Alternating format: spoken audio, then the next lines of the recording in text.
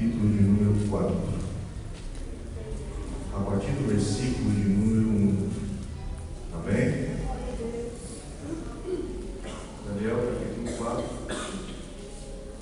a partir do verso de número 1. Diz assim a palavra de Deus. O rei Nabucodonosor, a todos os povos, nações e homens de todas as línguas que habitam em toda a terra, paz vos seja multiplicada. Pareceu-me bem fazer conhecidos os sinais e maravilhas que Deus, o Altíssimo, tem feito para comigo. Quão grandes são os seus sinais e quão poderosas as suas maravilhas.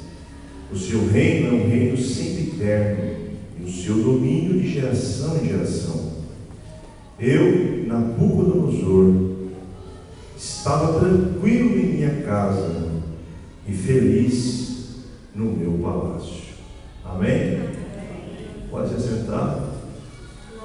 Aleluia.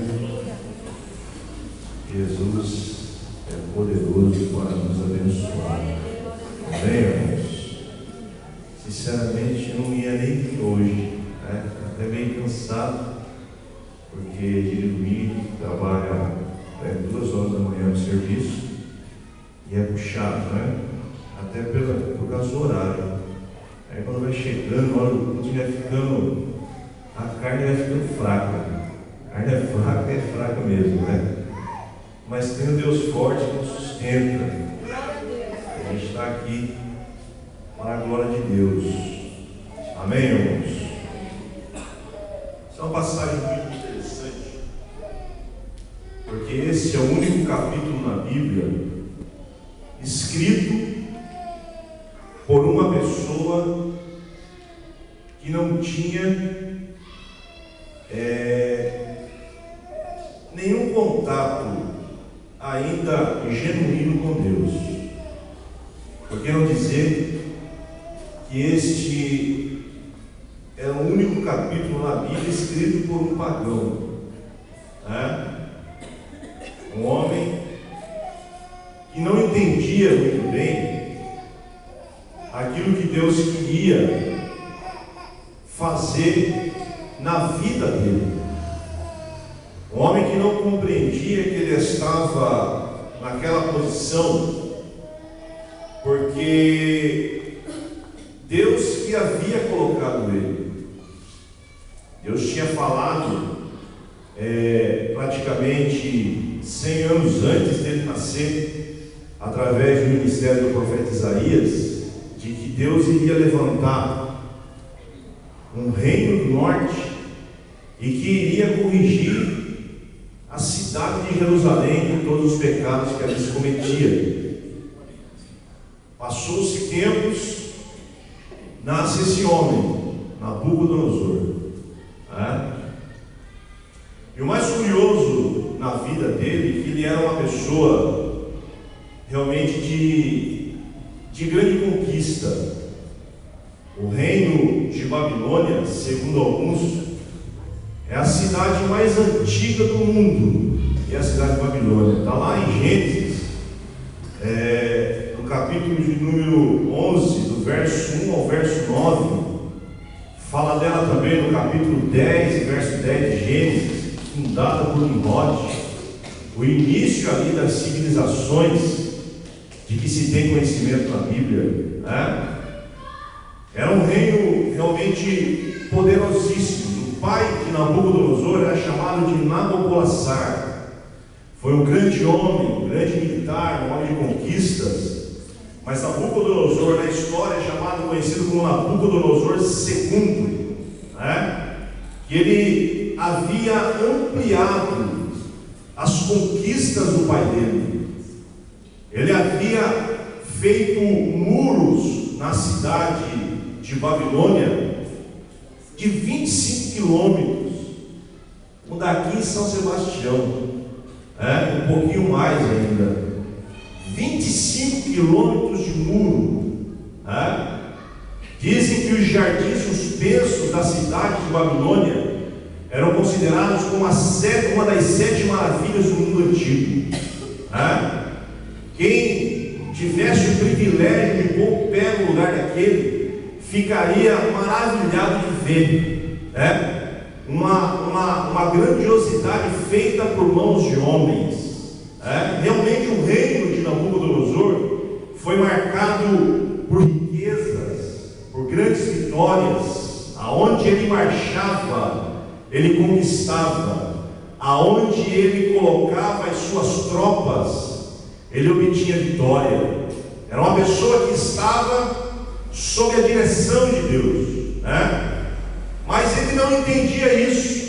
Era o mais curioso, que ele não entendia que ele estava ali como instrumento de Deus.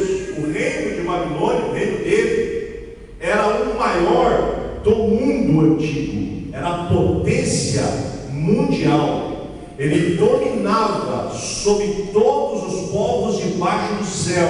Tanto é que no verso 1 ele escreve: a todos os povos, nações, homens de toda língua que habitam em toda a terra. Essa era a expansão do reino dele, né? Era um homem que tinha condição, tinha posse, tinha majestade, né? Em alguns lugares do reino ele era adorado como Deus, era reverenciado como Deus, né? E os reis da época aceitavam isso, eles aceitavam, né? Chegavam a se queimar incenso a esses homens, como se estivessem queimando incenso à divindade. Se chegavam-se a fazer sacrifícios de sangue a esses homens, como se estivessem dirigindo a um Deus Todo-Poderoso, né? As conquistas de Babilônia eram reconhecidas também, atribuídas também aos seus deuses, né? Aos seus deuses.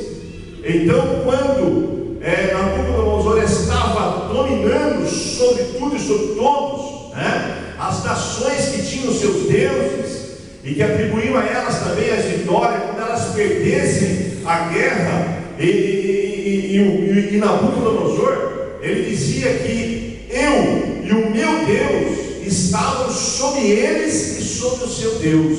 Ele entrou em Jerusalém, ele levou 10.000 judeus ali, e Daniel foi na primeira leva, levou somente nobres, levou somente príncipes, pessoas de nascimento real, pessoas que tinham condições de habitar no palácio, pessoas que tinham condições, né, que eram acostumados à realeza.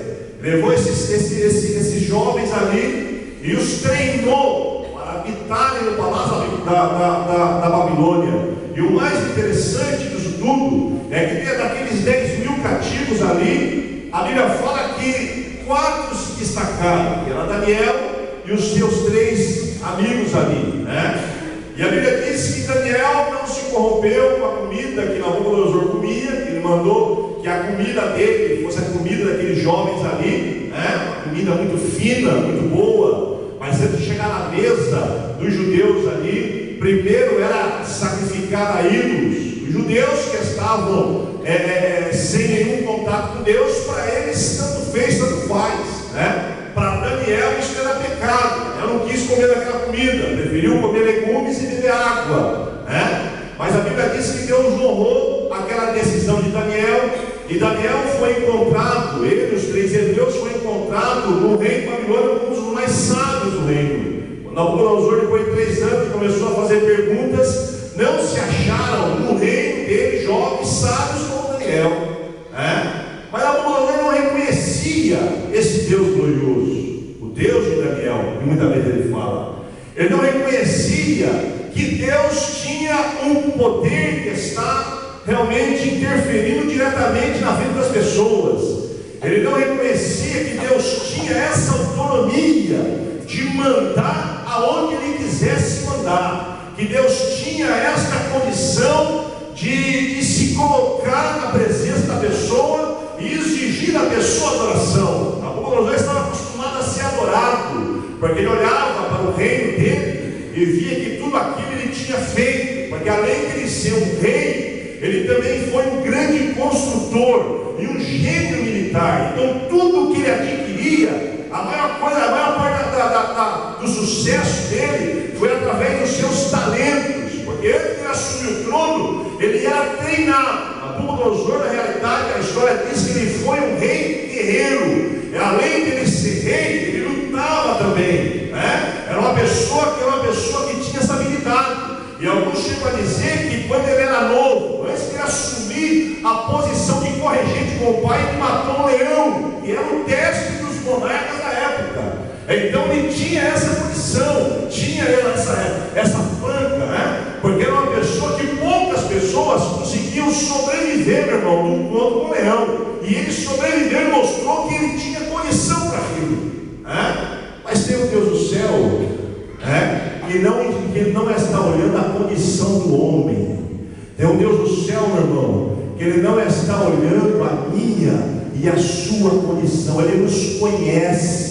Por mais grande que o homem e a mulher sejam, tem um Deus do céu que merece ser louvado, merece ser adorado, viu? Toda a capacidade humana provém deste Deus Todo-Poderoso. Todo o talento e sucesso do ser humano, meu irmão, nada mais é do que este Deus glorioso. Toca Ele, como tocou na veia da nossa irmã, e o coração parou para ver o que acontece, meu irmão. E quando a irmã sobe aqui para cantar, não é talento dela, é a mão de Deus sobre a vida dela. É Deus que cuida, é Deus que protege, é Deus que sustenta, é Deus que atua, é Deus que vence as suas guerras, meu irmão. É o Deus Todo-Poderoso que está na sua frente, é o Deus que peleja as suas pelejas.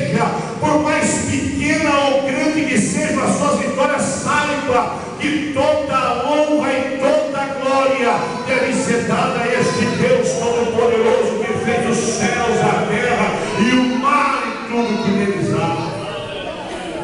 Nos dias de Jesus, judeu, dizia assim: olha, quem jurar pelo templo não é devedor, mas quem jurar pelo ouro do templo está devendo. Quem jurar pela oferta pode quebrar o voto, mas quem jurar pela oferta pode quebrar. Quem jurar pelo altar pode quebrar o voto, mas quem jurar pela oferta é devedor se não pagar. Aí Jesus, ele põe os pingos no i. Jesus fala: fariseu hipócrita, o que é maior, o templo ou Deus que abençoa o templo? O que é maior, a oferta ou o altar que santifica a oferta? Aí Jesus fala: não jureis nem pelo céu, porque é o trono de Deus, e nem pela terra, porque é os cabelos dos seus pés. Deus é grande, e a palavra de todo aquele que se aproxima dele tem que ser sim, sim, e tem que ser não, não, porque o que passa disso é coisa do diabo, meu irmão. Confie na grandeza de Deus que você serve, porque Ele está aqui nesta noite. E eu quero fazer uma pergunta para quem tem juízo nesta noite: será que você pode levantar sua mão e adorar o Deus Todo-Poderoso, Altíssimo? Ele está aqui nesta noite e quer ver a sua oração. Daniel revelou um sonho que o rei havia esquecido e deu interpretação. Nabucodonosor ficou admirado. A Bíblia diz que Nabucodonosor fez aquela estátua, porque ele falou: sonhei com uma estátua e vou fazer uma estátua. E exigiu de todas as pessoas da sua província, do seu reino, que ajoelhassem diante do pé da estátua. Aquele mar de gente ali estendido, e quando todos os instrumentos de música pararam de tocar, somente 3 figuras permaneciam de pé no meio daquela multidão. Eram os 3 que Nabucodonosor havia engrandecido no reino tempos atrás, juntamente com Daniel. Diz a Bíblia Sagrada que Nabucodonosor se enfureceu, a fisionomia dele ficou mudada. As pessoas chegavam no ouvido dele e falaram: você é rei, você tem que ser adorado. E aqueles 3 hebreus, eles estão fazendo um caso do Senhor, não estão dando a mínima ao Senhor. Nabucodonosor falou que Deus vai joga na fornalha, manda aquecer 7 vezes mais e manda queimar vivo na fornalha. O rei falou: então vamos jogar. Trouxe os 3 ali. O rei estava mudado, mas uma coisa que Nabucodonosor, ele percebeu que os 3 não estavam nem aí para ele. Os 3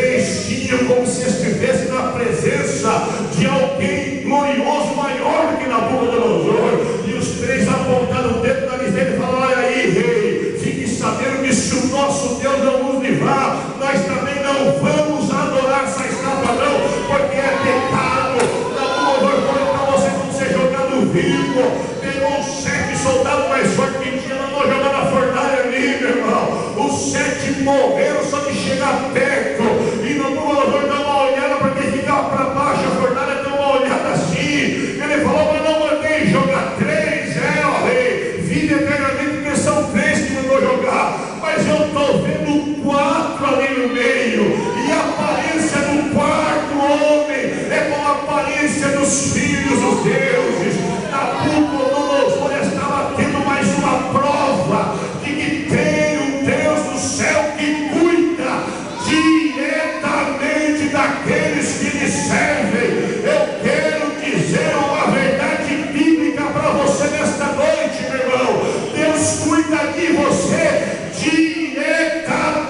Ele está sobre a sua vida, cuidando dos seus caminhos, olhando a sua família. Ele te trouxe aqui para dizer para você que Ele está no controle de tudo e de todos os homens. Então adore a Ele nesta noite, porque Ele está aqui.